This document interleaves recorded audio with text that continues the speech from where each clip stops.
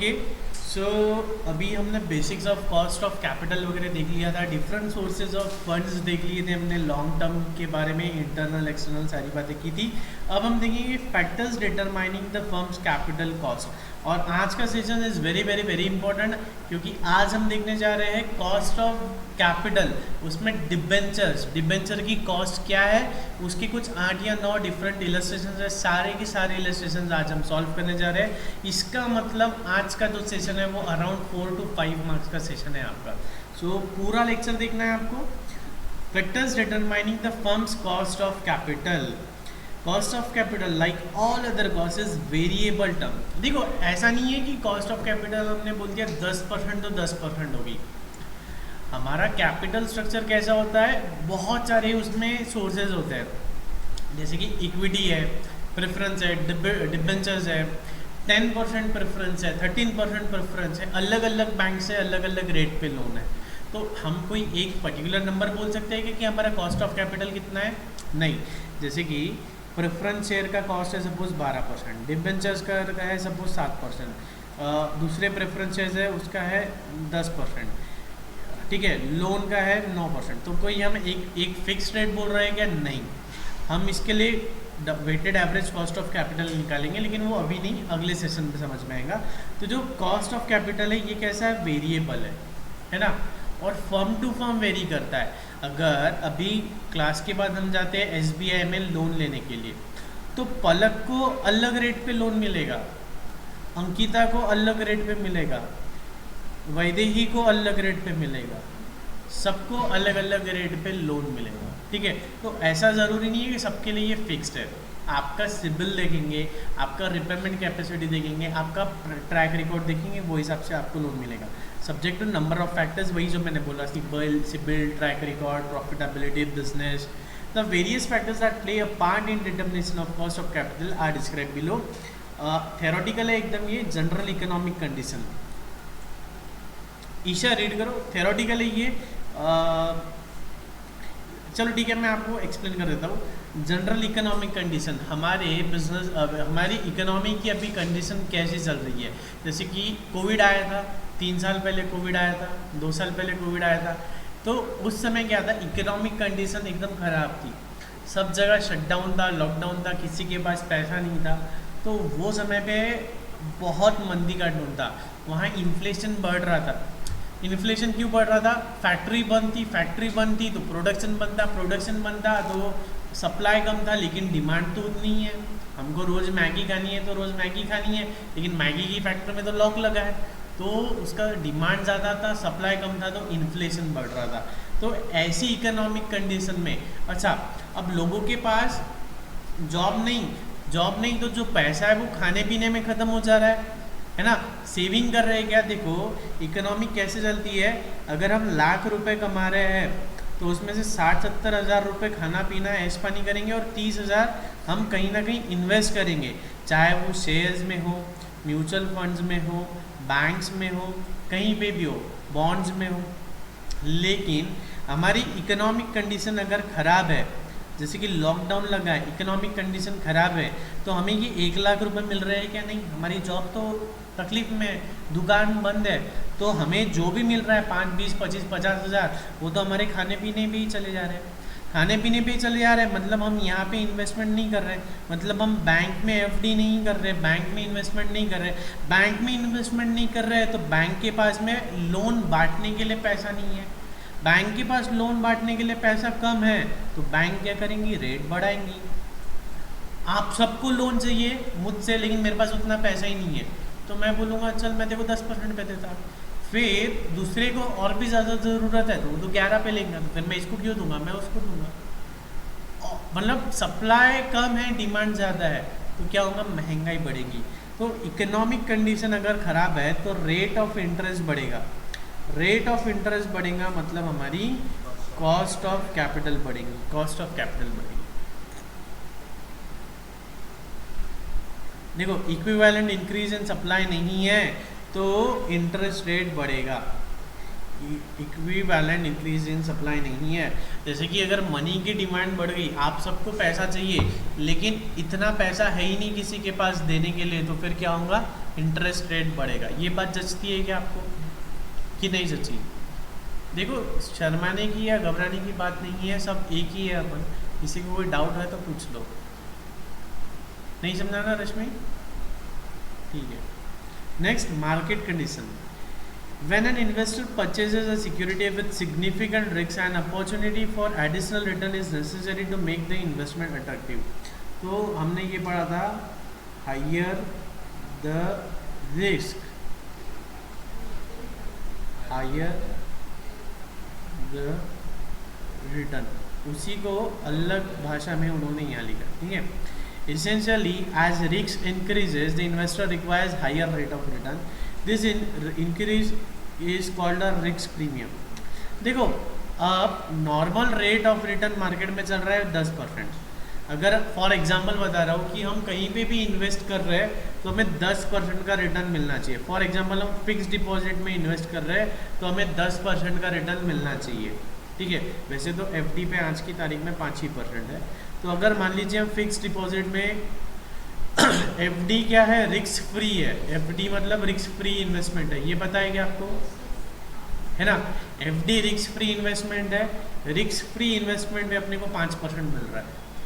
अब अपन किसी कंपनी के शेयर में इन्वेस्ट कर रहे हैं तो अपने को जाहिर सी बात है 5% से ज़्यादा रिटर्न चाहिए। मतलब फॉर एग्जांपल अपने को चाहिए 8% का रिटर्न, अपने को चाहिए 8% का रिटर्न।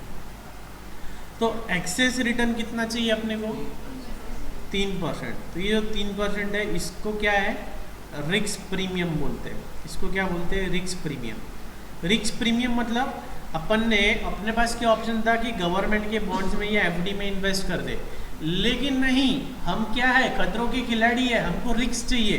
तो हमने किसी कंपनी में इन्वेस्ट कर दिया, हमने क्या लिया, रिस्क ली। अब हमने रिस्क लिया है तो बदले में कुछ तो मिलना चाहिए, तो बदले में क्या मिल रहा है, रिस्क प्रीमियम मिल रहा है। मतलब जहाँ 5% की कमाई करते हैं लोग, वहाँ हमें 8% की कमाई हो रही है, रिस्क प्रीमियम है ना अंकिता, कि नहीं समझा? Okay, risk premium. When the investor increases their required rate of return, the cost of capital rises simultaneously. If the security is not readily marketable when the investor wants to sell, or even if a continuous demand for the security exists but the prices vary significantly, an investor will require relatively high rate of return. If a security, अच्छा देखो market condition क्या बोलता है ये, कि पहली बात कि अगर हमारी कंपनी रिस्की है, हम प्रॉफिट कमाएंगे नहीं कमाएंगे, अगर ऐसी बात है तो हमारे कंपनी में जो इन्वेस्ट करेंगे उसको क्या क्या लगेगा, higher rate of return, higher rate of return चाहिए, ठीक है। वही अगर हम LIC है, हमारी कंपनी बहुत स्टेबल है, या हम रिलायंस इंडस्ट्रीज़ है, तो one of the top most company country की, तो उसमें आपको रिटर्न थोड़ा कम भी मिलेगा तो चलेगा, है ना। क्यों, अपने को मालूम है, चलो अपना मुद्दल तो है, हर साल 5-5, 6-6% भी कैपिटल अप्रिसिएशन हुए तो चलेगा। तो जो कंपनी स्टेबल है उसमें लो रेट ऑफ रिटर्न पे भी लोग इन्वेस्टमेंट करने को तैयार है। जैसे कि फॉर एग्जांपल एक लेते हैं रिलायंस, एक लेते हैं किंगफिशर। तो आपको ऑप्शन है कि कौन सी कंपनी में इन्वेस्ट करना है। हम बोलेंगे रिलायंस का 100 रुपये का शेयर 5 साल में 110 होगा, मतलब हर साल 2-2 रुपये बढ़ेगा। और हम बोलेंगे किंगफिशर का एक शेयर 5 साल में 150 हो जाएगा, ठीक है। तो आप किस में इन्वेस्ट करोगे, डिपेंड करता है। अगर आपको रिस्क चलती है तो आप किंगफिशर में करोगे, लेकिन आप बोलोगे चलो पैसा डाल के भूल जाना है, रिलायंस का 100 रुपये का तो 100 तो रहेंगे ही कम से कम, थोड़ा कम भी रिटर्न आएगा तो चलेगा, तो हम रिलायंस में करेंगे। रिलायंस में रिस्क है क्या, नहीं, लो रिस्क है। लेकिन किंगफिशर में रिस्क है क्या, हाई रिस्क है, कभी भी उठ जाएगा वो, है ना, ठीक है। तो operating and financing decision, risk or the variability of returns also results from decision made within the company. Risk resulting from this decision is generally divided into two types: business risk and the financial risk. Isha read करो। Yes, sir.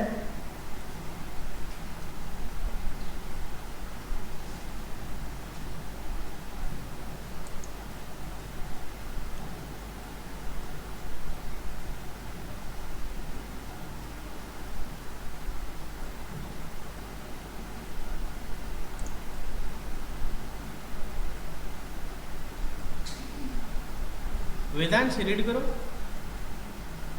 Yes, sir. Business risk is the variability in return on assets and is affected by the company's investment decision. Financial risk is the increased variability in return to common stockholders as a result of financing with debt or preferred stock. As business risk and financial risk increase or decrease, the investor's required rate of return will move in the same direction. Okay देखो ये क्या कहते हैं, operating and financing decision. Operating decision मतलब क्या होता है कि कैसे मैन्युफैक्चर करना है, लेबर इंटेंसिव करना है, टेक्नोलॉजी ड्रिवन करना है, कौन सा प्रोडक्ट बनाना है, B2B सेल करना है, B2C सेल करना है, खुद की दुकान लगाना है या किसी को डिस्ट्रीब्यूटर अपॉइंट करना है, फ्लिपकार्ट पे बेचना है कि अमेज़ॉन पे बेचना है। तो ये होता है हमारा ऑपरेटिंग डिसीजन, मतलब कैसे ऑपरेट करना है। और फिनेंसिंग डिसीजन मतलब कि हमको जो पैसा लगने वाला है वो कहाँ से लेना है, ठीक है, बैंक से लेना है, इक्विटी शेयर इशू करना है, डिबेंचर लेना है, क्या कहता है, कहाँ से अपने को लेना है। तो ये है हमारा फिनेंशियल डिसीजन। अब बिजनेस में दो तरह की रिस्क है, एक है बिजनेस रिस्क और एक है फाइनेंस रिस्क। बिजनेस रिस्क मतलब धंधा चलेगा या नहीं चलेगा, धंधा चलेगा या नहीं चलेगा, है ना, वो है हमारा बिजनेस रिस्क। और फाइनेंशियल रिस्क मतलब हम रेट ऑफ इंटरेस्ट बढ़ेगा घटेगा, हम वो रिपेमेंट कर पाएंगे नहीं कर पाएंगे, ये है हमारा फाइनेंशियल रिस्क। हमें फाइनेंस की प्रॉब्लम होगी नहीं होगी, ये है हमारा financial risk.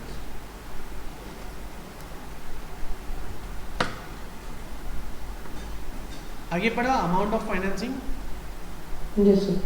The last factor determining the corporation's cost of fund is the level of financing that the firm requires.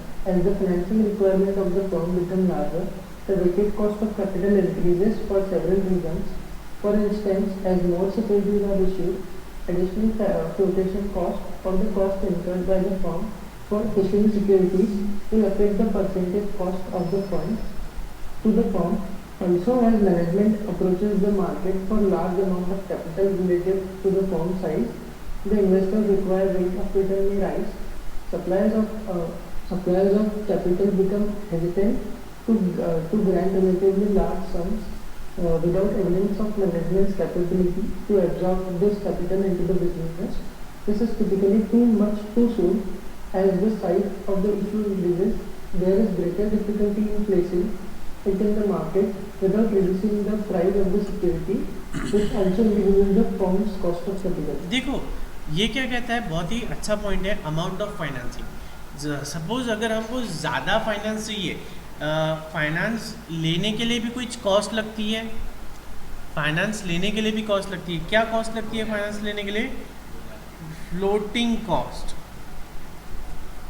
Floating cost, floating cost मतलब cost incurred by the firm for issuing securities. ये for है, जैसे कि हम equity share को issue करना चाहते हैं या डिबेंचर्स इशू करना चाहते हैं, तो कुछ खर्चा लगता है क्या?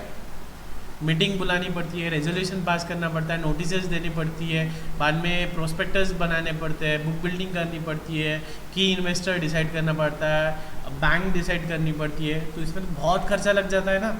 तो ये जो खर्चा होता है उसे कहते हैं फ्लोटिंग कॉस्ट। सिमिलरली अगर हम बैंक लोन ले रहे हैं तो बैंक लोन में भी बहुत खर्चा लगता है, क्या कहते हैं उसको? Processing cost. इसका मतलब हम जो भी लॉन्ग टर्म फाइनेंस ले रहे हैं उस पर कॉस्ट तो लगती है, इंटरेस्ट वगैरह पलग, लेकिन वो लेने के लिए भी खर्चा लगता है। लोन लेने के लिए processing cost, debenture equity share वगैरह इशू करने के लिए फ्लोटिंग कॉस्ट, है ना, लगती है कि नहीं लगती है? सेबी में पढ़ा ना आपने ये सब। तो इसका मतलब ये हुआ कि हम उल्टे सूटे कितना भी पैसा नहीं ले लेंगे, क्योंकि हम पैसा ले रहे हैं तो उसमें खर्चा भी लग रहा है, ठीक है। अब दूसरी बात ये कहता है कि हमारा बिजनेस है छोटा और हम बहुत ज़्यादा लोन ले रहे हैं, तो जो लोन दे रहा है हमको वो भी थोड़ा घबराएगा ना, वो भी घबराएंगे ना। अब जैसे कि हमारा कोई दोस्त है सोनू, हमको पता है कि सोनू 20,000 रुपये महीना कमाता है। वो एक दिन आएगा और अपने को बोलेगा कि मेरे को 25 लाख का लोन चाहिए या 20 लाख का लोन चाहिए। वो कमाता कितना है? 20,000, और वो बोल रहा है मेरे को 20 लाख का लोन चाहिए। अपन बोलेंगे क्यों? तो बोलेगा मेरे को नई दुकान डालना है। तो अपन थोड़ा सोचेंगे ना, ये 20,000 कमाता, मतलब साल के 2.5 लाख रुपए कमाता, उसमें से 2 लाख तो धुआं उड़ा देता, तो बचते कितने इसके पास? 40,000। तो मेरे 20 लाख कब देंगे ये? हम सोचते हैं ना, हेजिटेट करते हैं ना। तो फिर हम अगर छोटे समय में बिजनेस बहुत ज़्यादा फंडिंग ले रहा है या अपनी कैपेसिटी से ज़्यादा लोन उठा रहा है, तो जो लोन दे रहे हैं, जो इन्वेस्टर्स है, वो थोड़े हेजिटेट होंगे, थोड़े घबराएंगे। फिर भी वो लोग इन्वेस्ट कर देंगे। क्यों? क्योंकि उन्हें ज़्यादा रिटर्न मिलेगा। रिस्क ज़्यादा है तो रिटर्न ज़्यादा है। तो ऐसा व्यक्ति ज़्यादा रेट पे भी लोन लेने को तैयार होगा। अभी मार्केट में रेट ऑफ इंटरेस्ट चल रहा है 8%, 9%, 10%। फिर भी मार्केट में ऐसे लोग हैं जो 18% पे भी लोन ले रहे हैं और 18% पे भी लोन दे रहे हैं। बजाज फाइनेंस बोलता है 0% EMI ऐसा बोलता है, लेकिन उसका रेट ऑफ इंटरेस्ट जाता है 20 से 25%। फिर भी लोग उससे लेते हैं, शॉर्ट टर्म लोन लेते हैं। क्यों? क्योंकि वो लोन देते था विदाउट एनी डॉक्यूमेंटेशन। आवास फाइनेंस जो NBFC है, वो बहुत कम डॉक्यूमेंटेशन पे भी लोन दे देती है, तो फिर उतना इंटरेस्ट रेट भी चार्ज करती है ना। ठीक है, बजाज का जो EMI कार्ड है ना, उस पर रेट ऑफ इंटरेस्ट कम रहता, बहुत निग्लिजिबल रहता। लेकिन अगर बजाज का आप कोई लोन लोगे 30,000, 50,000, 1 लाख, 2 लाख, 3 लाख का पर्सनल लोन, तो वो 18 से 25-30% तक के जाता है। ठीक है। Controllable factors affecting the cost of capital. अब जो कॉस्ट ऑफ कैपिटल है, कॉस्ट ऑफ कैपिटल मतलब क्या? बोलो पहले तो। कॉस्ट ऑफ कैपिटल मतलब हम जो बिजनेस में कैपिटल लगा रहे हैं, चाहे वो खुद का हो या बाहर का हो, उसकी कोई कॉस्ट है, वो उसको हम कहते हैं कॉस्ट ऑफ कैपिटल। अब कॉस्ट ऑफ कैपिटल अलग अलग फैक्टर्स पे डिपेंड करता है। एक है कंट्रोलेबल फैक्टर्स और दूसरा है अनकंट्रोलेबल फैक्टर्स। कंट्रोलेबल फैक्टर्स मतलब जो हम खुद कंट्रोल कर सकते हैं। अनकंट्रोलेबल फैक्टर्स मतलब जो हम कंट्रोल नहीं कर सकते। मॉनसून चल रहा है, घर से रौनक सर की क्लास करने को आना है, वन पीस में आना है, बगैर गिले हुए आना है, बारिश का समय है, तो घर से निकलते टाइम पे रिमोट से बारिश बंद करके आएंगे अपन? बारिश बंद करना अपने हाथ में है क्या? ये क्या है? अनकंट्रोलेबल। बारिश होना नहीं होना ऊपर वाले के हाथ में है। लेकिन छाता लेके निकल सकते हैं, ये क्या है? Controllable factor. ठीक है, तो देखेंगे पहले कंट्रोलेबल फैक्टर, उसमें है कैपिटल स्ट्रक्चर पॉलिसी। अब हमने हमारा कैपिटल, अब हमें पता है कि हमारा जो बिजनेस है, हमारे बिजनेस में रेट ऑफ रिटर्न है 15%। मतलब जो पैसा हम हमारे बिजनेस में लगा रहे हैं उससे 15% का रिटर्न आएगा। तो हमने हमारा कैपिटल स्ट्रक्चर कुछ ऐसा डिज़ाइन करना चाहिए कि जिससे हमारा cost of capital less than 15 हो, है ना। तो हाँ, ये तो हमारे हाथ में, लोन लेना नहीं लेना, किससे लेना, कितने रेट पे लेना, ये तो हमारे हाथ में है ना। तो पहला फैक्टर है कि हमारे कैपिटल स्ट्रक्चर की पॉलिसी ऐसी होना चाहिए जो हमारे रेट ऑफ रिटर्न से कम हो, है ना। Second, dividend policy. Again dividend policy कैसी होना चाहिए? डिविडेंड, आप कंपनी ने डिविडेंड पॉलिसी नाम का अपने को आगे टॉपिक किया है, उसमें हम देख लेंगे कि अब जैसे कि कंपनी को dividend net profit distributable surplus है 1 लाख, तो पूरा 1 लाख डिविडेंड दे देना चाहिए कि 70,000 देना चाहिए कि कितना देना चाहिए, डिपेंड करता है। पूरा 1 लाख भी देना पड़ सकता है या कुछ ज़ीरो डिविडेंड भी देना पड़ सकता है, डिपेंड करता है। ये हम देखेंगे डिविडेंड पॉलिसी, एक पूरा टॉपिक ही है वो डिविडेंड पॉलिसी टॉपिक में। ऐसा कुछ फिक्स नहीं है कि अगर हम 1 लाख कमा रहे हैं तो 1 लाख का डिविडेंड दे या 70,000 का दे या 50,000 का दे या ज़ीरो दे। कंपनी टू कंपनी वेरी होगा डिविडेंड पॉलिसी। ठीक है, कोई कंपनी के लिए ऐसी पॉलिसी बनेगी कि पूरा डिविडेंड बांट दे तो अच्छा है, और कोई कंपनी के लिए पॉलिसी ऐसी बनेगी कि 1 रुपये भी डिविडेंड मत दो तो ज़्यादा अच्छा है। ठीक है, ये हम डिटेल में देखेंगे डिविडेंड पॉलिसी में। और बचता है फिर investment policy.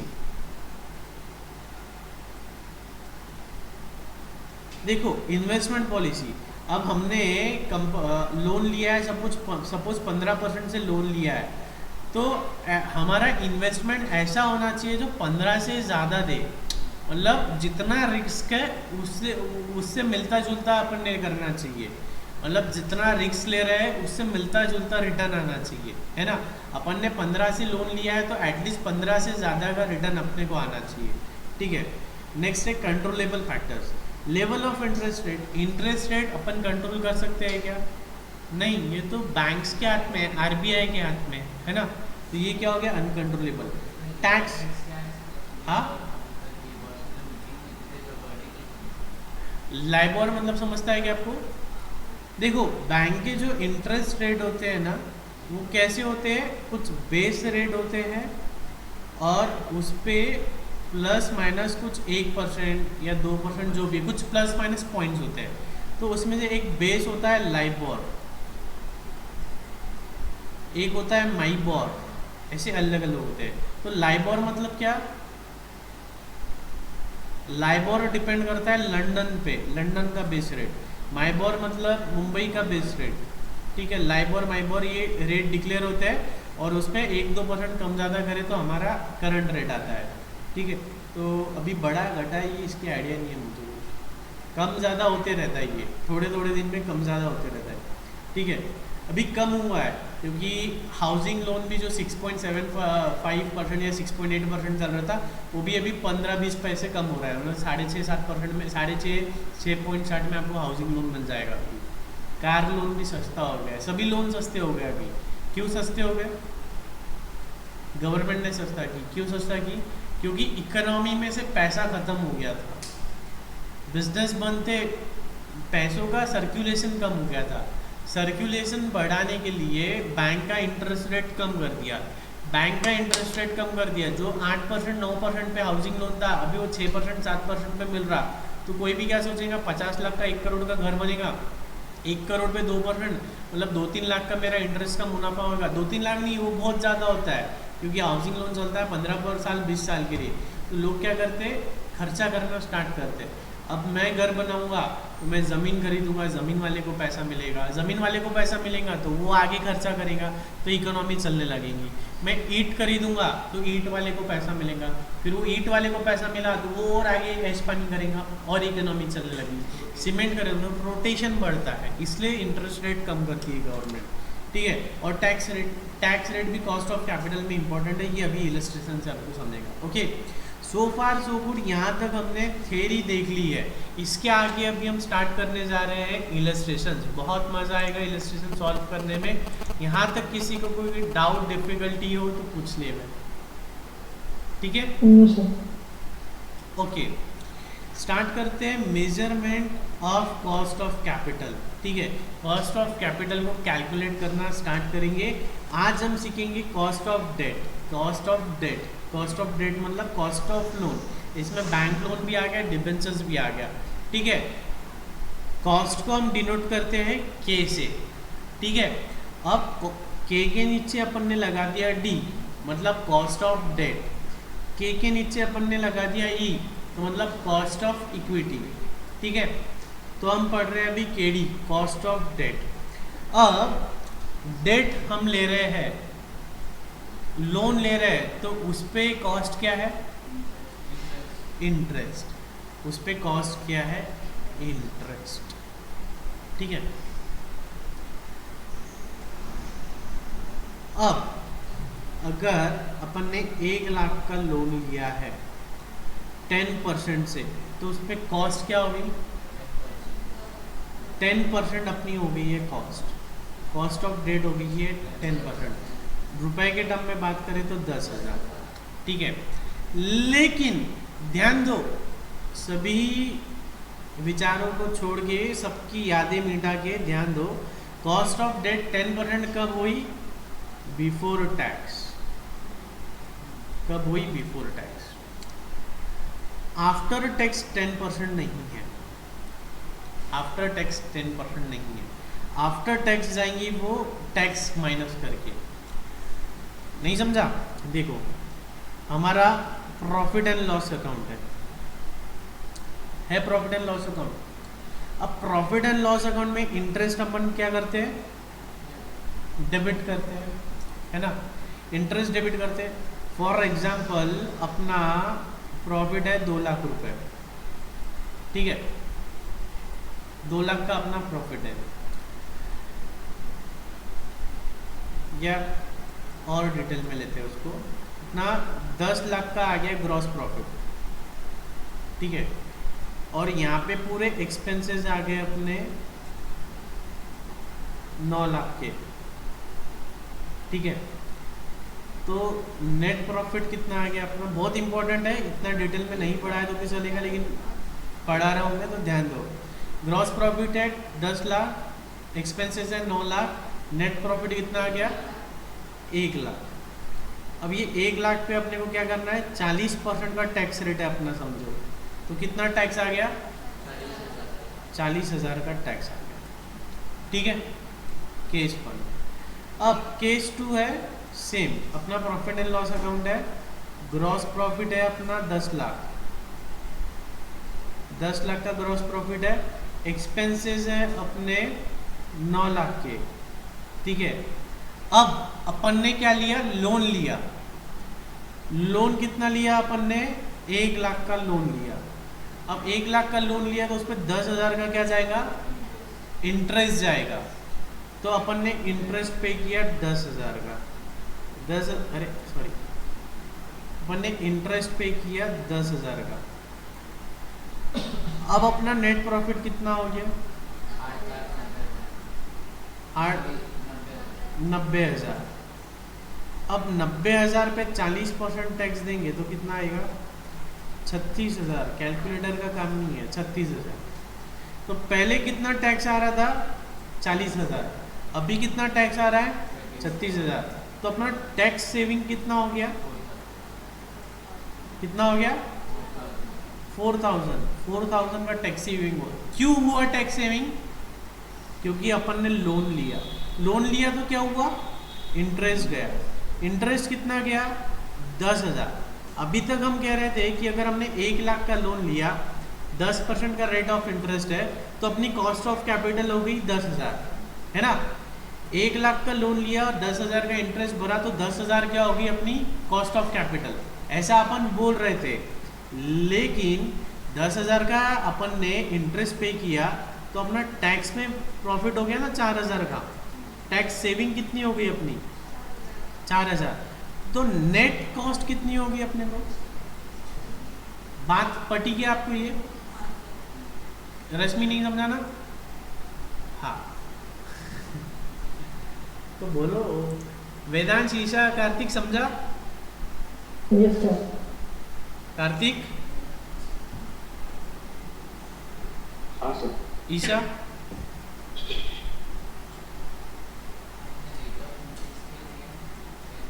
Rate of interest 10% ली। देखो स्पष्ट भाषा में समझते हैं, अपन ने लोन कितना लिया था, 1 लाख रुपए का लोन कितना लिया था अपन ने, 1 लाख रुपए का लोन लिया था, उस पर रेट ऑफ इंटरेस्ट कितना था, 10%, मतलब कितना, 10,000। तो अपना कॉस्ट ऑफ कैपिटल कितना हो गया, 10,000। कॉस्ट ऑफ कैपिटल मतलब खर्चा, 10,000 का अपना खर्चा हो रहा है, तो अपना कॉस्ट ऑफ कैपिटल हो गया है 10,000। लेकिन अपन ने जब 10,000 का इंटरेस्ट भरा तो अपना टैक्स बच रहा है, 10,000 का इंटरेस्ट भरने से टैक्स बच रहा है। क्यों टैक्स बच रहा है, इंटरेस्ट क्या है, एक्सपेंस है, एक्सपेंस क्या होता है, प्रॉफिट एंड लॉस को डेबिट होता है। प्रॉफिट एंड लॉस को अगर हमने कुछ चीज डेबिट की तो अपना प्रॉफिट क्या हो जाएगा, कम। अपना 1 लाख का प्रॉफिट था वो हो गया अब कम, कितना हो गया, 90,000। तो अपना टैक्स कितना आ गया, 36,000।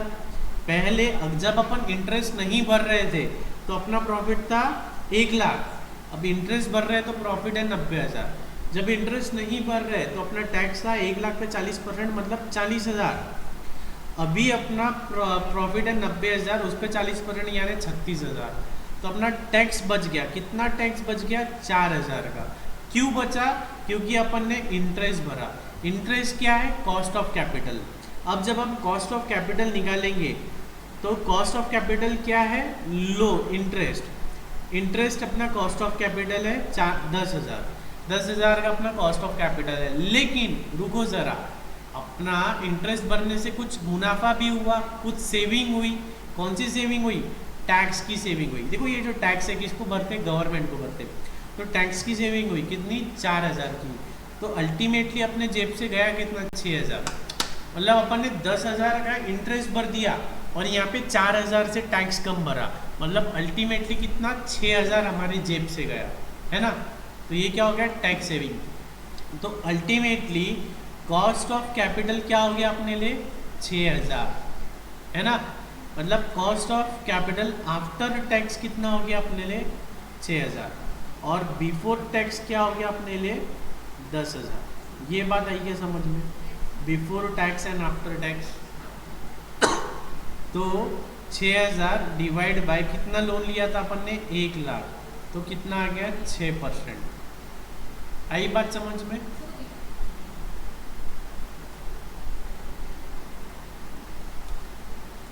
कॉपी कर लो।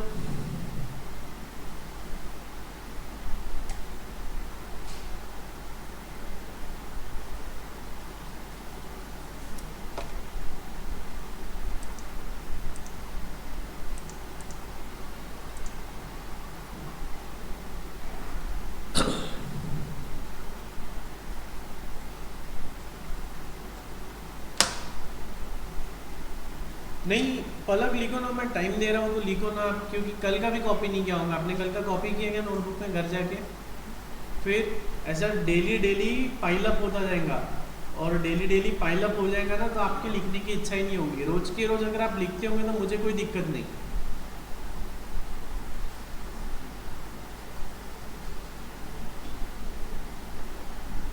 अब क्या करूँ,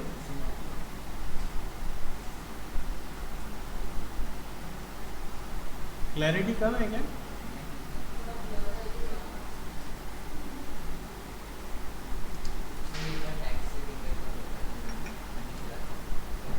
मतलब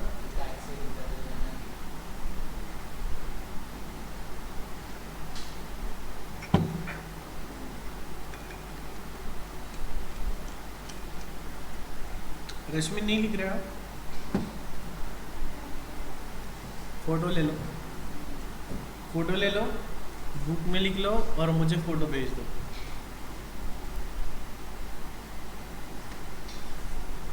ठीक है,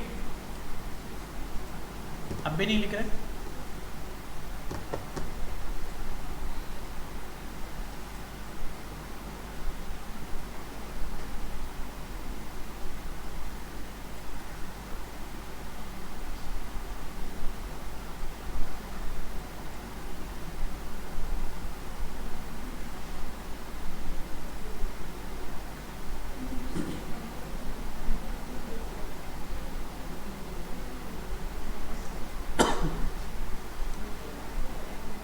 आपके और भी कोई फ्रेंड्स होंगे जिनको अभी ज्वाइन करना होगा, उनको वर्चुअल अपन दे सकते हैं, बोल देना उनको, FM और CM। ठीक है, किसी को भी लगा तो बताना।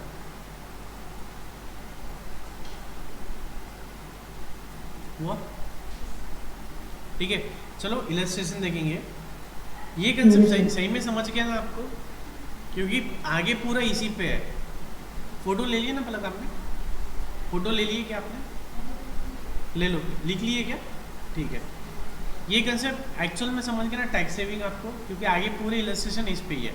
आप कर भी लोगे, जम भी जाएगा, लेकिन लॉजिक समझ गया ना आपको, बस फिर ठीक है। अब कॉस्ट ऑफ डेट देखते हैं। कॉस्ट ऑफ डेट क्या है, सिर्फ इंटरेस्ट है, ठीक है। इसका मतलब कॉस्ट ऑफ डेट का फॉर्मूला क्या हो गया, cost of debt after tax equals to cost of debt into 1 minus tax rate. क्या है सर, ये तो नहीं समझा, देख लो यहाँ समझ जाएगा।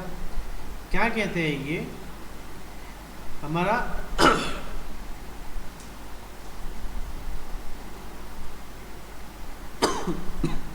क्या कहते हैं ये, cost of debt before tax. Before tax मतलब क्या है, हमारा rate of interest, for example 10% का, है ना। अब अगर हम कहेंगे cost of debt after tax, cost of debt after tax, तो ये कहते हैं कॉस्ट ऑफ डेट, ये बिफोर टैक्स लिखने की ज़रूरत नहीं है, लिखना है तो लिख लो बिफोर टैक्स, केडी मतलब बिफोर टैक्स ही रहेगा। Cost of debt before tax into 1 minus tax rate, ठीक है, ये है हमारा कॉस्ट ऑफ डेट का एक्सेल फॉर्मूला। तो हमारा कॉस्ट ऑफ डेट कितना था, ये वाले एग्जांपल में जो हमने सॉल्व किया, इसमें हमारा कॉस्ट ऑफ डेट था 10%, ठीक है, 10% into 1 minus tax rate, tax का रेट कितना था हमारा 40%, तो 1 माइनस 40% मतलब 0.6 बिफोर टैक्स रहेगा। हाँ हाँ, इलस्ट्रेशन में देखो बेसिकली क्या रहेगा, आपको केडी दिया रहेगा, या केडी तो दिया ही नहीं रहेगा, केडी तो फाइंड आउट करना रहेगा, आपको दिया रहेगा एकदम सिंपल। अगर पूछेंगे तो वो बोलेंगे रेट ऑफ इंटरेस्ट है 10%, आपको क्वेश्चन में पढ़ना पड़ेगा आगे की लाइन में रेट ऑफ टैक्स दिया है क्या, अगर रेट ऑफ टैक्स नहीं दिया है तो आपका आंसर आ गया केडी 10%। अब क्वेश्चन में अगर आपको टैक्स का रेट दिया है तो नेट ऑफ टैक्स लेने का है, टैक्स दिया है तो फिर ये केडी का फॉर्मूला लगाने का है, टैक्स माइनस करने का है उसमें से।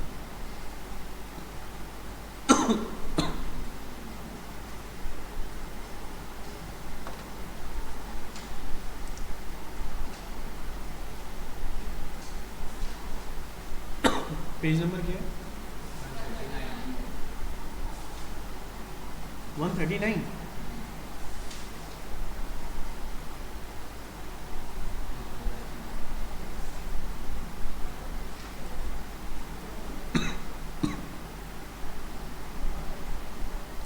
ठीक है, तो ये इलस्ट्रेशन में क्या आएगा अपना 1 माइनस 40% है ना, इक्वल्स टू 6%। लग रहा है ये आपको 6% आएगा, या और डिटेल में कर देते हैं। 10% इंटू 1 माइनस 40% मतलब 0.6 ले लो, तो आएगी अपना 6%, ठीक है ना, कर रहे हो। तो इलस्ट्रेशन नंबर 1 देखते हैं। If the cost of debt for Cowboy Energy Service is 10% effective rate and its tax rate is 40%, interest rate at 10, tax rate at 40%, तो cost of debt after tax क्या आ जाएगी, वही जो अभी मैंने सॉल्व किया 6%, ठीक है। आगे का देखते हैं। Example 2, Jain and company sells a new issue of 6% irredeemable debentures to raise 1 lakh and realize the full face value। देखो धीरे धीरे डिफिकल्टी लेवल बढ़ेगी। अभी क्या बोल रहे हैं, ये कि एक जैन एंड कंपनी है, क्या भाई तूने आईपीओ बना लिया, बताया भी नहीं, हाँ, डिबेंचर इशू कर रहे हैं वो, क्या रेट पे 6% पे, ठीक है, कितने के 1 लाख के, और कौन से रेट पे, फेस वैल्यू पे, मतलब 1 लाख के डिबेंचर है 1 लाख में इशू कर रहे हैं, ठीक है। तो ये सिंपल प्रॉब्लम है, और कंपनी का टैक्स रेट बता दिया है 40%। तो हमें क्या करना है, find the cost of capital. हमें क्या करना है, cost of capital find out करना है। तो कॉस्ट ऑफ कैपिटल सिंपल है, हमको पैसे कितने मिले, 1 लाख रुपए मिले। अच्छा एक मिनट, ये जो था ना, ये समझ लो जो पहला वाला इलस्ट्रेशन था ना, टर्म लोन का था, समझ लिए, ऐसा समझेंगे कि सादे लोन का था। अभी बात हो रही है समझ लो डिबेंचर्स की, ठीक है, ये लोन में डिबेंचर्स भी आ गया, ठीक है। अब क्या है, ये इलस्ट्रेशन को देखो, सोल्यूशन समझो, इसका रफ में समझाता हूँ मैं, कि अपने को पैसे कितने मिले, 1 लाख रुपए मिले, अपने को प्रिंसिपल कितना मिला, 1 लाख मिले, उस पर इंटरेस्ट कितना जा रहा है अपना 6% वाले हैं, तो 1 लाख पे 6% मतलब 6,000 का अपना प्रिंसिपल जा रहा है। तो इसका मतलब बिफोर टैक्स केडी क्या हो गया अपना, बिफोर टैक्स कैसे लाया आपने, 6,000 divide by 1 lakh 1 lakh. Into 100 equals to 6% आ गया, है ना। Yes, sir. अब हमको निकालना है कॉस्ट ऑफ डेट, क्या रेट है उनका, 40% वाला है। तो K D equals to 6% into 1 minus tax rate, मतलब 40% मतलब 0.4 लिखूँ चलेगा। Yes, sir. 40% को 0.4 लिख सकते हैं, देख लो समझ लो, 40% सेंट मतलब 100, तो 40% है मतलब 40/100 है, तो इक्वल टू आ गया 0.4। लिख लो ये, जिसको नहीं समझा शर्माने की कोई बात नहीं, ये लिख लो 40% यानी 0.4 क्यों आया उसका लॉजिक लिख लो, जिसको नहीं समझता कोई शर्माने की बात नहीं है, हम सीखने को आए हैं। ठीक है,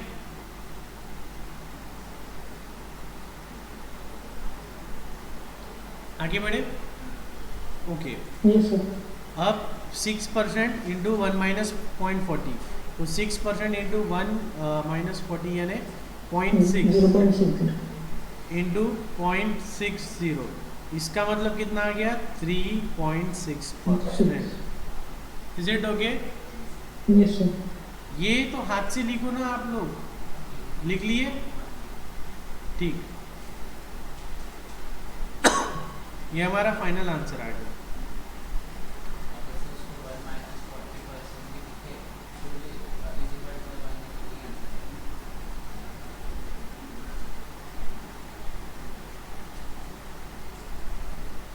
जो इलस्ट्रेशन है ना एग्जाम्पल के सामने, ये जो मैं लिखता हूँ ना ये लिख लेना, क्योंकि आपको एग्जाम के एक दिन पहले कौन सी कैटेगरी का इलस्ट्रेशन, जैसे कि आपको प्रीमियम वाले पे डिफिकल्टी आई तो आप सर्च करते बैठेंगे पहला दूसरा तीसरा चौथा कौन सा प्रीमियम वाला है ना। ये कौन सा था फेस वैल्यू, क्या बोले आप बेटा, सीधा 6% माइनस 40% भी कर लिया तो भी आंसर 3.6% आ जाएगा। ठीक है,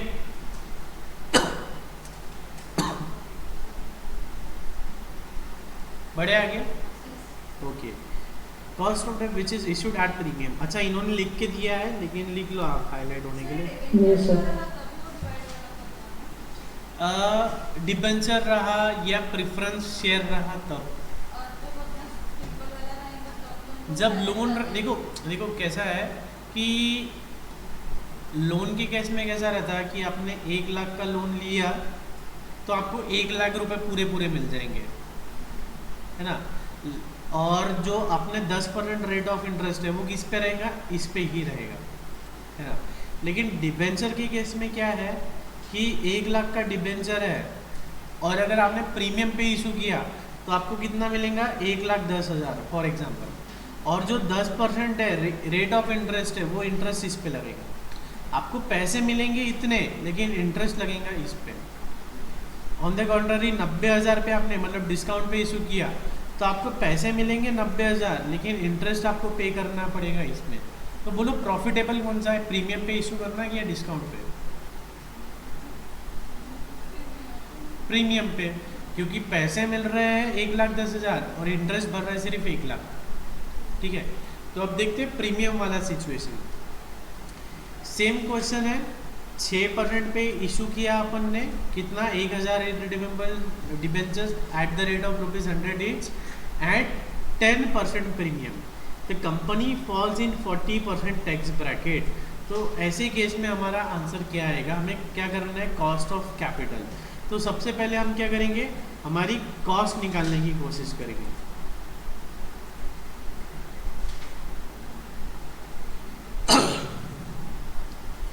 तो कॉस्ट कैसे निकलेंगी, cost equals to interest upon principal, है ना, या सेल वैल्यू, प्रिंसिपल लिखो या नेट प्रोसीड्स लिखो अपॉन नेट प्रोसीड्स। ठीक है, अब नेट प्रोसीड्स कितना है अपना, नेट प्रोसीड्स कितना आ रहा है, अच्छे से चलो यहाँ लिख लेते हैं सोल्यूशन। सबसे पहले सेल वैल्यू कितने में बिक रहे हैं डिबेंचर, या नेट प्रोसीड्स कितना पैसा अपने को मिल रहा है, 1 लाख का था और कितना प्रीमियम, सॉरी कितना प्रीमियम, 10% का प्रीमियम, तो 1 लाख प्लस 10% मतलब कितने मिल रहा है अपने को, 1,10,000 है ना। इंटरेस्ट कितना जा रहा है अपना, 1 लाख पे 10%, तो 10,000 का, सॉरी 6%, सॉरी 6%, तो कितना जा रहा है 6,000, 6% है तो 6,000, ठीक है। आगे क्या अपना कॉस्ट का फॉर्मूला, इंटरेस्ट है 6,000 डिवाइड बाय अपना ये 1,10,000, कितना आ रहा है ये, कितना आ रहा है ये, कैलकुलेटर में करो एक बार, 6,000 डिवाइड बाय 1,10,000,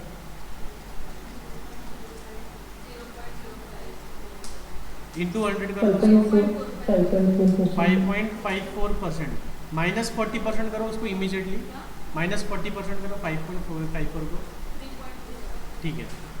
तो अपना इंटरेस्ट कितना आ गया 6%, तो अपनी कॉस्ट बिफोर टैक्स कितनी आ जाएंगी, कॉस्ट बिफोर टैक्स आ जाएंगी 6,000 डिवाइड बाय कितने मिले अपने को, 1,10,000।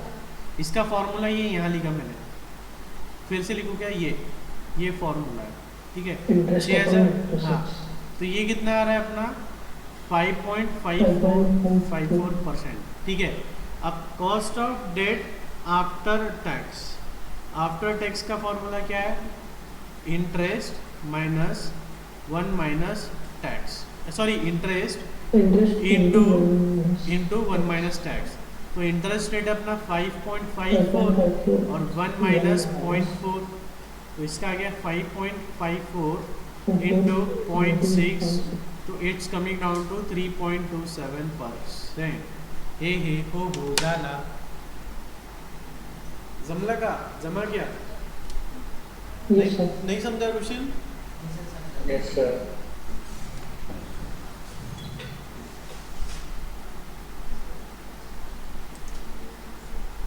ईशा समझा,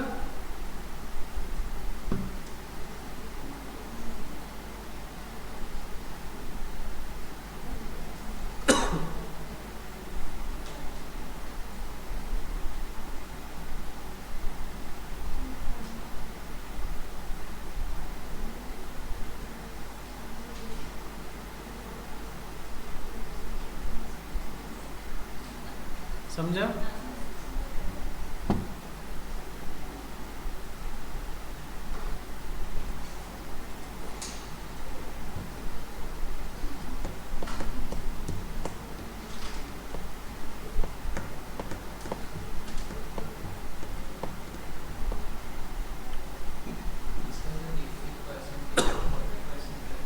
हाँ, टैक्स रेट नहीं, ये एग्जाम में इलस्ट्रेशन के हिसाब से होता है। इंडिया में 40% का स्लैब ही नहीं है, 30% का मैक्सिमम है।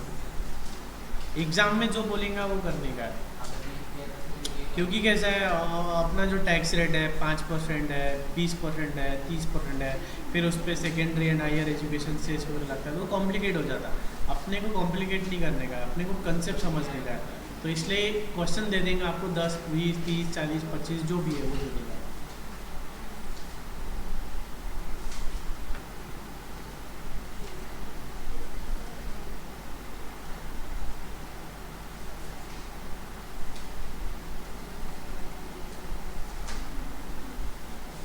बढ़े आगे।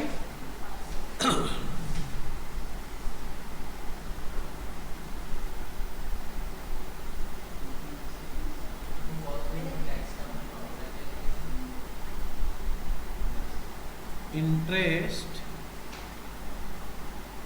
अपॉन प्रिंसिपल, ये लिख लो ना, इंटरेस्ट अपॉन नेट प्रोसीड्स, ये फॉर्मूला।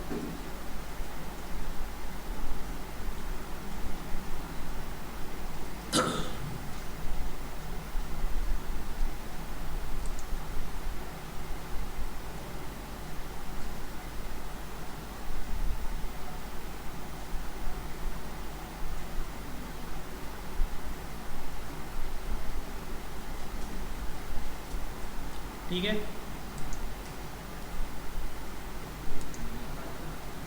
बढ़े आगे।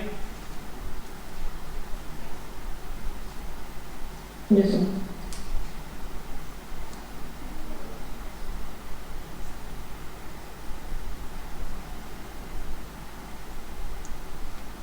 Okay next, cost of debt which are issued at discount, discount पे इश्यू कर रहे हैं तो क्या मस्ती करना है अपने को, सेम कितना 10% डिस्काउंट है, तो सेम सल्यूशन कौन सा है, थर्ड है फोर्थ है, फोर्थ। तो इसमें क्या है हमारा नेट प्रोसीड्स कितना आ रहा है अपने को, ये आपको लिख लेना इसलिए है क्योंकि जैसे जैसे इलस्ट्रेशन आगे होंगे उसमें मेरा प्रेजेंटेशन सिंपलर होता जाएगा। ये देखो अभी अपना ये कितना डिफिकल्टली, ये क्या समझ रहा है क्या आपको, कितना डिफिकल्ट लिखा है, और हम अपन ने क्या किया उसको सीधा सीधा 1 लाख प्लस 10% कर दिया, है ना। तो ये तो कुछ नहीं, अभी आगे का इलस्ट्रेशन देखो, अब ये कुछ समझ में आ रहा है क्या, Yes, sir. उसका फॉर्मूला ही कहीं लिखा नहीं है, उसका फॉर्मूला ही कहीं लिखा नहीं है, ठीक है।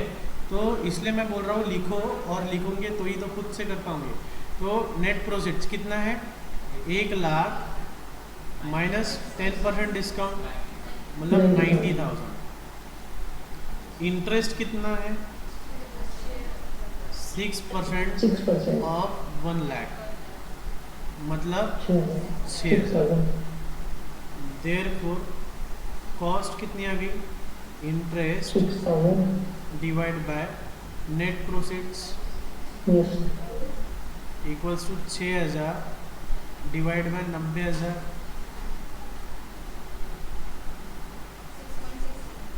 6.667%, ठीक है।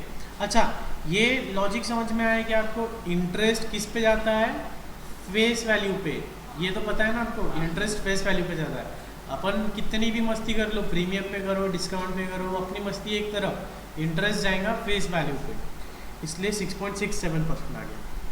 अभी now cost of debt after tax, after tax नहीं भी लिखा तो चल जाएगा, लेकिन लिख लो अभी क्या आएगा, interest into 1 minus tax rate, ठीक है।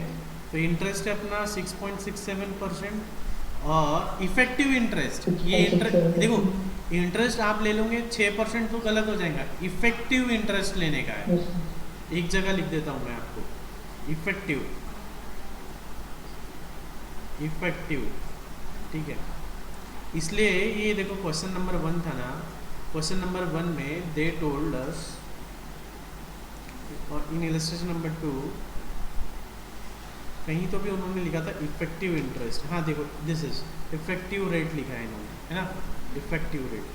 सो even though the interest rate is only 6%, but the effective interest rate for us is coming down to 6.67% into 1 minus tax rate, that is 0.4. So what is the answer, what is 4%, okay. So cost of debt after tax is coming down to 4%, okay. Okay, next is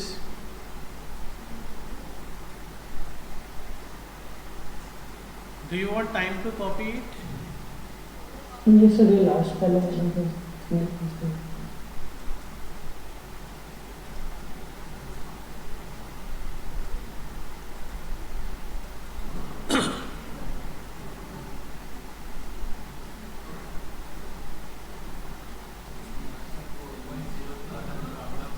कर लो 4.02 भी लिख दिया तो चलेंगे, आपको options ही है, options में से ही सिलेक्ट करना है जो सबसे नियरेस्ट रहेगा वो कर देना।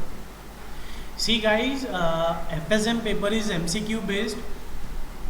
तो फॉर एग्जांपल आपका आंसर आ रहा होगा 4.3, 4.5, 4.10, तो यू हैव टू सिलेक्ट, और जैसे कि ये तो जाने दो, आपका आंसर आ रहा है 4.25%, और ऑप्शंस दे रखे 3%, 4%, 5%, 6%, तो 4% सिलेक्ट कर लेने का, ठीक है।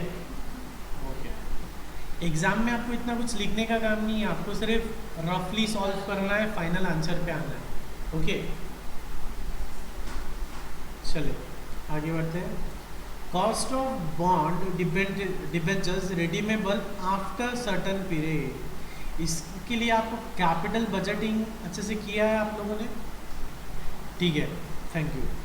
कॉस्ट ऑफ रिडीमेबल डेब्ट in case of debentures redeemable after a certain period of time, cost of debt is calculated taking the average of sale value and redemption value. It is calculated by using given formula blah blah blah blah। ठीक है, तो cost of debt का formula लिख लो आप। Cost of debt before tax किसके लिए? Bonds के लिए या रिडीमेबल डेट के लिए। ठीक है, तो इसका फॉर्मूला है interest plus redemption value minus net proceeds upon N upon redemption value plus net proceeds upon 2। ठीक है, ये है बिफोर टैक्स का फॉर्मूला। एनपी के जगह आपको एसवी लिखना है तो एसवी लिख लो, या मैं यहाँ लिख देता हूँ SV equals to NP. SV मतलब सेल वैल्यू और एनपी मतलब नेट प्रोसीड्स। दोनों एक ही बात है, दोनों भी एक ही बात हो रही है। ठीक है, ये फॉर्मूला लिख लो।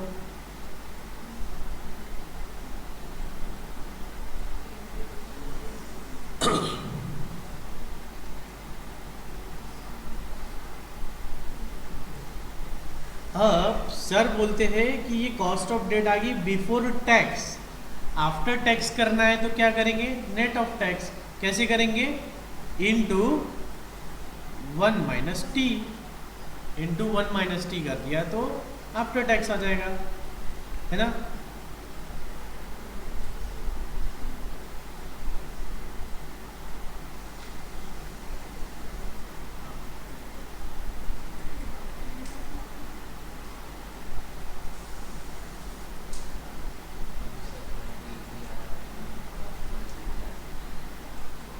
अरे हाँ, क्या बोले भैया?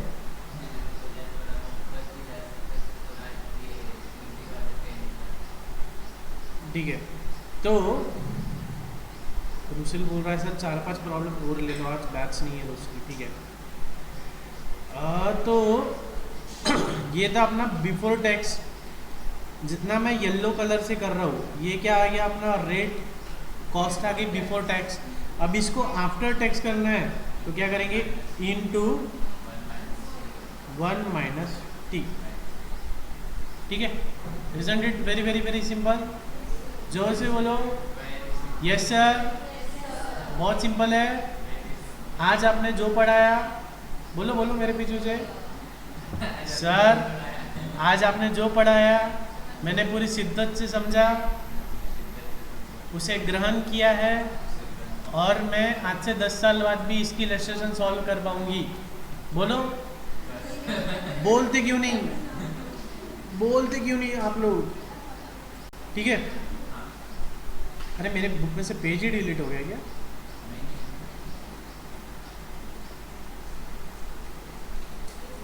अरे यार, ये है क्या आगे?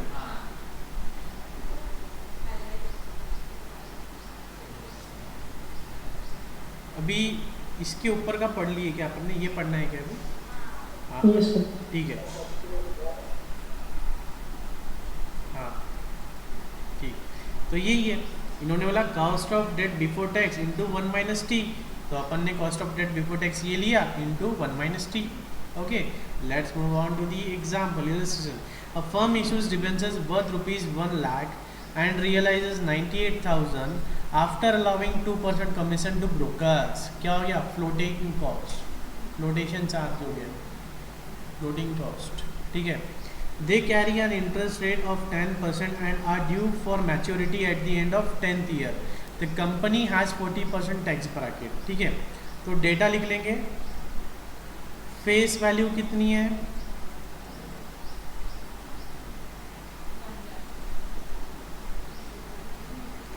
1 लाख के है ना। इसका मतलब रिडम्पशन वैल्यू कितनी है, रिडीम। अच्छा एक बात ध्यान दो कि फॉर्मूले में अपन ने आरवी लिखा है, रिडम्पशन वैल्यू लिखी है। अब रिडम्पशन वैल्यू नहीं रही तो फेस वैल्यू ले लेने का। रिडम्पशन वैल्यू नहीं दी है तो फेस वैल्यू, कुछ बोला नहीं है तो फेस वैल्यू पे रिडीम होगा ना। तो ये फॉर्मूला में फेस वैल्यू लिख सकते हो आप रिडम्पशन वैल्यू की जगह, ठीक है। तो face value equals to redemption value कितनी है बोलो, 1 लाख। और नेट प्रोसीड्स मतलब सेल्स वैल्यू कितनी है, हाँ तो 98,000। और पीरियड कितना है 10 ईयर्स, ठीक है। इंटरेस्ट रेट क्या दिया है 10%। और टैक्स का रेट क्या दिया है 40%। With this basic data we will solve it. Cost of debt before tax क्या है, आय बोलो बोलो plus redemption value minus net proceeds upon N.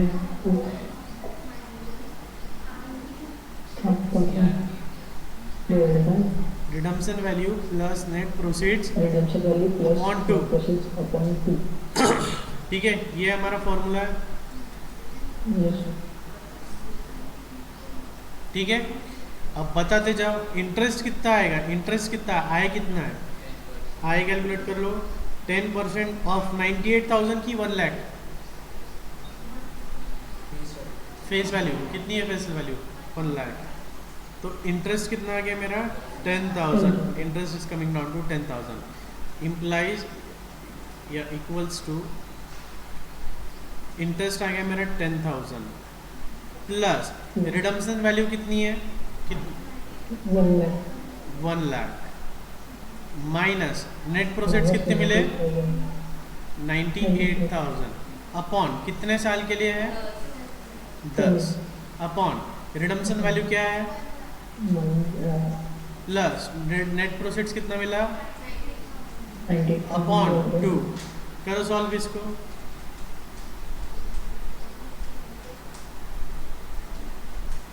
कैसे करूँगे, ये 10,000 को जैसे का वैसा रहने दो प्लस 1 लाख माइनस 98,000 मतलब कितना हो गया 2 डिवाइड बाय 10 अपॉन ये कितना हो गया 1,98,000 अपॉन 2, ठीक है। 1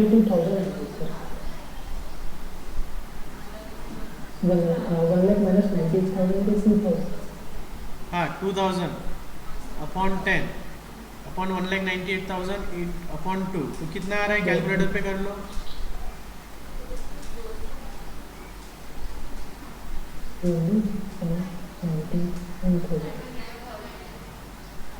अब इसको सॉल्व करो क्रॉस मल्टीप्लाई करके।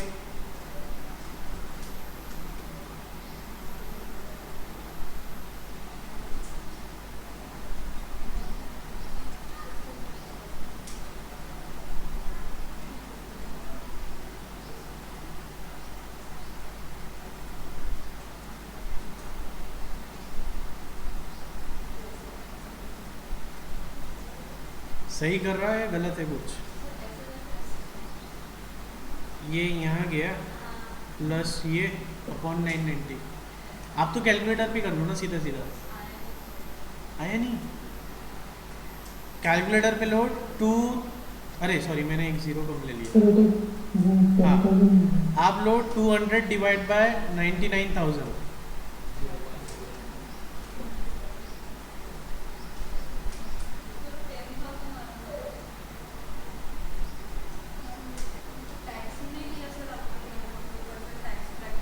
हाँ 40% तो अभी लेना ही नहीं है ना।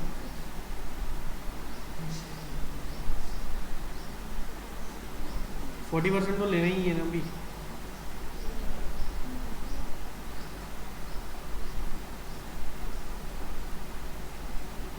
किसी का नहीं आ रहा कैलकुलेटर पे? तो 10,000 पॉइंट 0 समथिंग आ रहा था। Yes, sir. ये कितना आ रहा? इसको सॉल्व किया तो कितना आ रहा? वो कैलकुलेटर पे कितना आ रहा हो? इंटू 100 करो।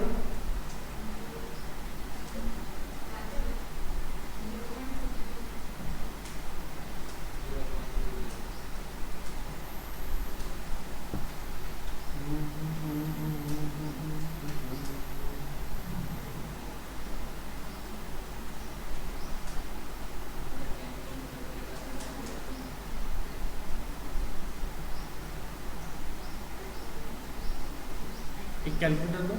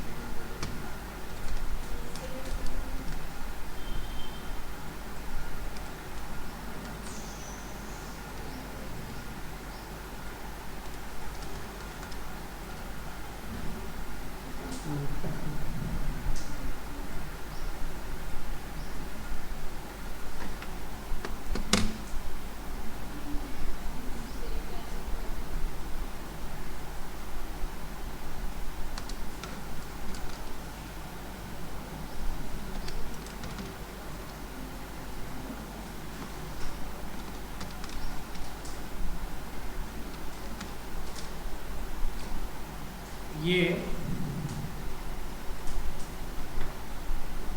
आई plus redemption value minus N P upon N upon ये है पूरा, ठीक है। जहाँ तक मुझे लग रहा है ये गलत है, लेकिन आज ये समझ लो आप, मैं फॉर्मूला फिर से आपको दूसरी बुक में देख के बताऊंगा आपको, ठीक है। तो क्या है 10,000 ऐसा है समझो। अब सॉल्व करो, ऐसे आ रहा है ना, देखो अब यहाँ तक आप, हाँ 2000 डिवाइड बाय 10 कितना हो गया 200। तो ये कितना हो गया 10,000 प्लस 200, 10,200 डिवाइड बाय 99,000 इंटू 100, तो ये आ गया 10.3%।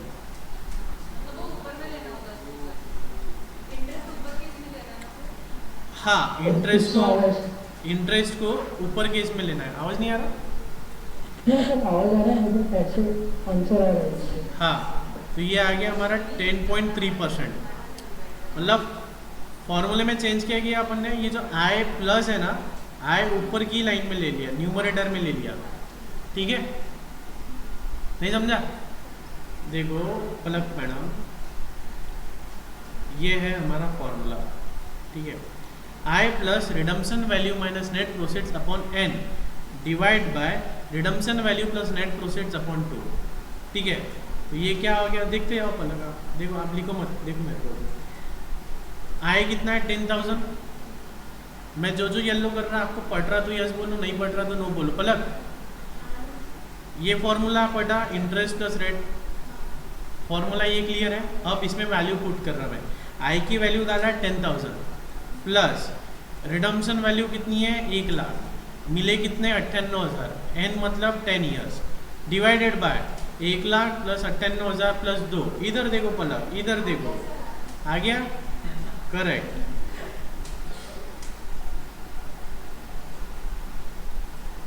ठीक है, तो ये आ गया 10.3% before tax.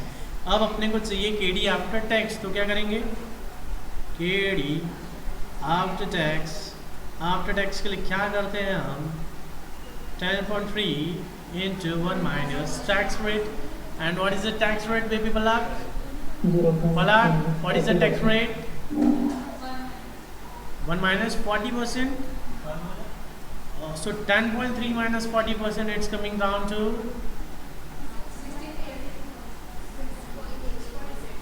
6.83%. Is it okay? Are you satisfied with the answer? 6. As in 6.18 lakhs. Okay 6.18 as in 6.18%. Is it clear? Are you okay? सभी को समझ में आया है क्या? Yes, sir. फोटो लेना है? मैं खींचूं तेरी फोटो? ये लो, पहले इसकी ले लो, फिर नीचे वाले की ले लो.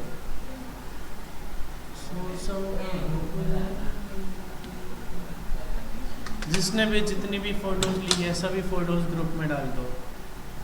वो पीछे बैठे हुए लड़के महिला छात्राओं की फोटो ले रहा है पीछे से. ठीक है, समझा? Okay, so with this we end our today's session. Question में कुछ दिया नहीं रहेगा. टैक्स रेट दिया है मतलब आफ्टर टैक्स. हाँ, या क्वेश्चन में ऐसा भी हो सकता है आपको टैक्स रेट दे दिया होगा और वो पूछेंगे find the cost of capital before tax. हाँ, मतलब क्वेश्चन देख के समझ आएगा, समझ में आ जाएगा आपको क्वेश्चन देख के. हाँ